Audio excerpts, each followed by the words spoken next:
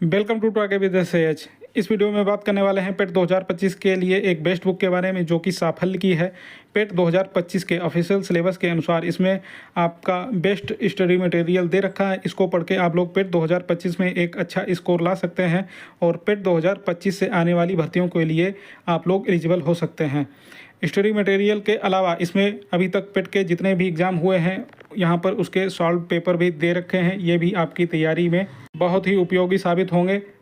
तो अगर आप लोग ये बुक लेना चाहते हैं तो इसका लिंक मैं कमेंट बॉक्स में और डिस्क्रिप्शन दोनों में अमेज़ॉन और फ्लिपकार्ट का लिंक दे दूंगा। वहाँ से क्लिक करके आप लोग इस बुक को डायरेक्ट खरीद सकते हैं या फिर आप लोग अपने नज़दीकी बुक स्टोर पे जाके भी ये बुक खरीद सकते हैं। इसके अलावा साफल्य की तरफ से यूपीडब्ल्यूएससी पेट 2025 के लिए बेस्ट प्रैक्टिस सेट लॉन्च किए गए हैं। इसको भी आप लोग ले सकते हैं। कमेंट बॉक्स में और डिस्क्रिप्शन में इसका भी लिंक दे दूंगा अमेज़ॉन और फ्लिपकार्ट का। आप लोग डायरेक्ट क्लिक करके इसको फ्लिपकार्ट और अमेज़ॉन से खरीद सकते हैं। अब आगे चलते हैं, बात कर लेते हैं यूपीडब्ल्यूएससी के बारे में। यूपीडब्ल्यूएससी एजीटीए एग्जाम डेट, खबर सीधे आयोग से है। परीक्षा नियंत्रक जी ने बताया एजीटीए एग्जाम किस डेट को होगा, एजीटीए भर्ती पर कोर्ट केस है या नहीं, EWS OBC SC ST certificate में गलती तो नियुक्ति मुश्किल, इस सभी के बारे में पूरी जानकारी दी जाएगी। वीडियो को लास्ट तक पूरा देखिए, पूरी बात समझ में आएगी। तो चलिए शुरू करते हैं वीडियो को, देखते हैं क्या इसमें। तो दोस्तों ये टेलीग्राम चैनल है टारगेट विद एच, इसको आप लोग ज्वाइन कर सकते हैं। यहाँ पर भी आपको न्यूज़ अपडेट दी जाती है। तो यहाँ पे एजीटीए के बारे में ये आज के ही फ़ोटो डाले, क्योंकि यहाँ पे मैंने आपको बताया था कि एजीटीए के छात्र आयोग पहुँच चुके हैं और एजीटीए एग्ज़ाम से रिलेटेड जानकारी वहाँ पर ली जाएगी। तो वैभव दीक्षित भाई जो कि आयोग गए थे और वहाँ पे क्या जानकारी मिली वही मैं आप लोगों को इस वीडियो में बताने वाला हूँ।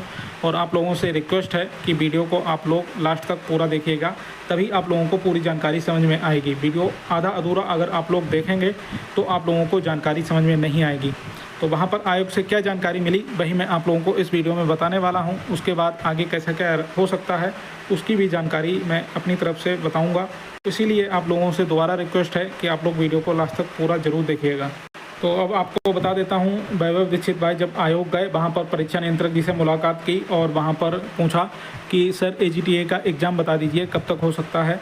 तो वहाँ पर परीक्षा नियंत्रक जी बोले कि इसका एग्ज़ाम जो है हम 29 जून को करवा लेंगे। तो वैभव भाई जो है शॉक हो गए और उन्होंने पूछा सर जूनियर असिस्टेंट का एग्ज़ाम जो है वो 29 जून को लगा हुआ है, तो आप एजीटीए का अब एक ही दिन पे कैसे हो सकता है, तो आप कहीं जूनियर असिस्टेंट का ही तो नहीं बता रहे हैं। तो उन्होंने कहा नहीं, जो कृषि की भर्ती है उसका बता रहे हैं, आपका एजीटीए का एग्ज़ाम हम जून लास्ट में करवा लेंगे, ये बोला गया है परीक्षा नियंत्रक जी के द्वारा।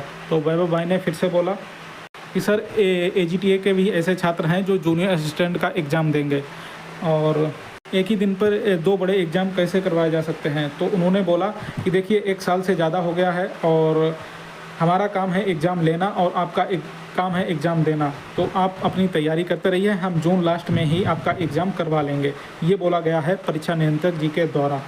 फिर वैभव भाई ने पूछा सर एक बात और बता दीजिए, एजीटीए भर्ती के लिए ये न्यूज़ आ रही है कि इस पर कोई कोर्ट केस है तो इस वजह से एग्ज़ाम लेट होगा, ऐसी न्यूज़ सुन रहे हैं। तो उन्होंने बोला कि ऐसा कुछ भी नहीं है, एजीटीए पर कोई भी कोर्ट केस नहीं है और इसका एग्ज़ाम हम जून लास्ट में ही करवा लेंगे। उन्होंने फिर से यही बोला कि जून लास्ट में करवा लेंगे। फिर वैभव भाई बाहर आ गए और मुझे बताया, तो मैंने जब ये सुना कि 29 जून को ही एजीटीए का भी करवाने जा रहे हैं तो मुझे यकीन नहीं हुआ। मैंने कहा कि हो सकता है वो किसी जल्दबाजी में जूनियर असिस्टेंट का ही समझकर एजीटीए का एग्ज़ाम जो है जून लास्ट बता दिए हों। तो एक बार फिर से कंफर्म कर लीजिए, वेरीफाई कर लीजिए कि ये हो सकता है या नहीं, और हो सके तो सचिव जी से भी मिल लीजिए। तो जब पता किया तो सचिव जी जो आए हुए थे थोड़ी देर के लिए, फिर वो चले गए, तो सचिव जी से तो मुलाकात नहीं हो पाई। लेकिन परीक्षा नियंत्रक जी फिर दोबारा कहीं जा रहे थे तो बाहर ही उनसे मुलाकात हो गई।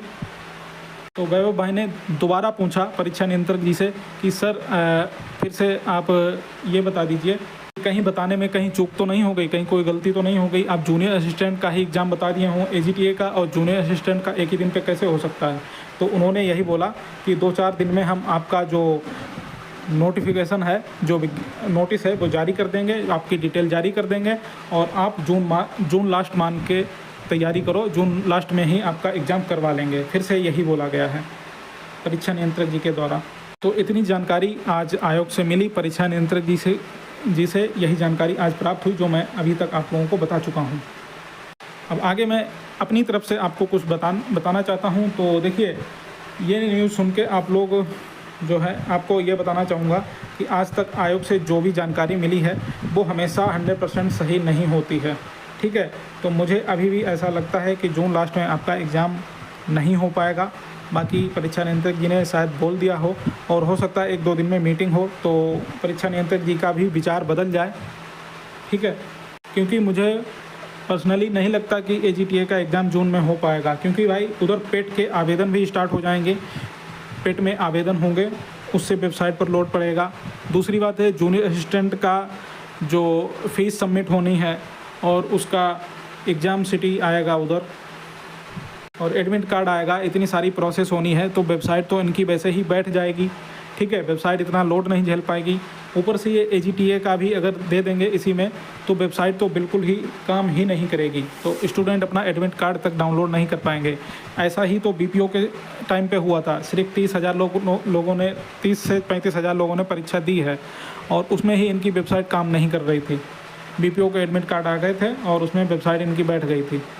फिर इन्होंने एसएमएस से या ईमेल से एडमिट कार्ड भेजे थे, और बहुत कई छात्रों के साथ ऐसा भी हुआ है कि इन्होंने एडमिट कार्ड भी फ्री कर दिए थे, कि जिन्होंने फ़ीस सबमिट नहीं की है उनका भी एडमिट कार्ड डाउनलोड हो रहा था, क्योंकि छात्र जो फ़ीस सबमिट कर रहे थे वो अटक जा रही थी, तो इन्होंने फ्री कर दिया था बीपीओ में भी कि बिना फ़ीस सबमिट किए एडमिट कार्ड डाउनलोड कर लो, एग्ज़ाम दे दो।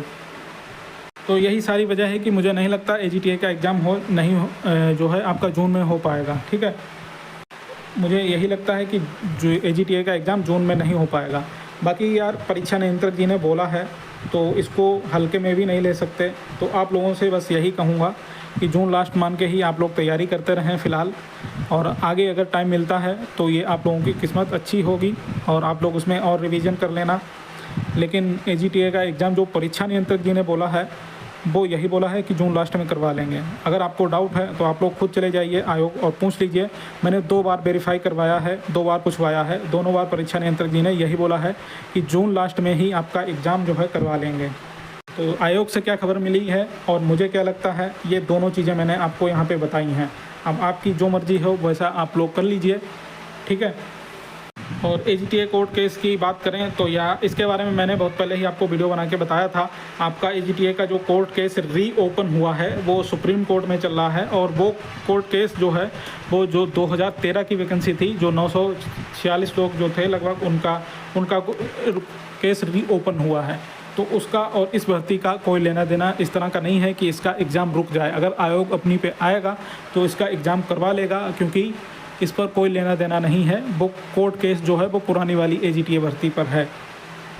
तो आप लोगों को एक बार फिर से बोलना चाहूँगा, जो परीक्षा नियंत्रक जी ने बोला है उस हिसाब से आप लोग अपनी तैयारी करते रहिए। ठीक है, क्योंकि 1 साल से ज़्यादा हो गया है, तैयारी आपकी हो जानी चाहिए थी अब तक, और अगर नहीं हो पाई है तो जून लास्ट तक मान के अपनी तैयारी करते रहिए। और मुझे लगता है कि आगे इसमें परीक्षा डेट को लेके जो मीटिंग होगी उसमें शायद यही डिसाइड हो कि एजीटीए का एग्ज़ाम जून में ना करवा के और बाद में लिया जाए। लेकिन अभी जो परीक्षा नियंत्रक जी ने बोला है उसी के हिसाब से आप अपनी तैयारी करते रहिए।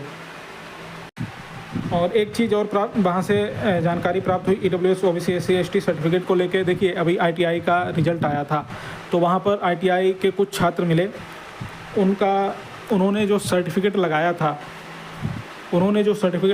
EWS OBC SC ST, तो उनका जो सर्टिफिकेट था, EWS के छात्र थे और SC ST के छात्र थे, उनका जो सर्टिफिकेट था वो जो टाइम पीरियड आपके नोटिफिकेशन में दिया जाता है उससे बाहर था।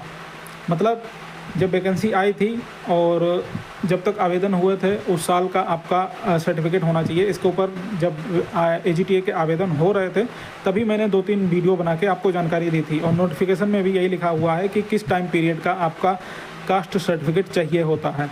तो अगर उस टाइम पीरियड का आपका सर्टिफिकेट नहीं है तो आप लोगों को भर्ती से बाहर कर दिया जाएगा, क्योंकि जो रिज़ल्ट आया है उसमें उन छात्रों का नाम ही नहीं था, जबकि उनके नंबर अच्छे थे। जो इतनी कट ऑफ गई है उससे ज़्यादा नंबर थे, और वो छात्र, उनका रिज़ल्ट में नाम ही नहीं आया है।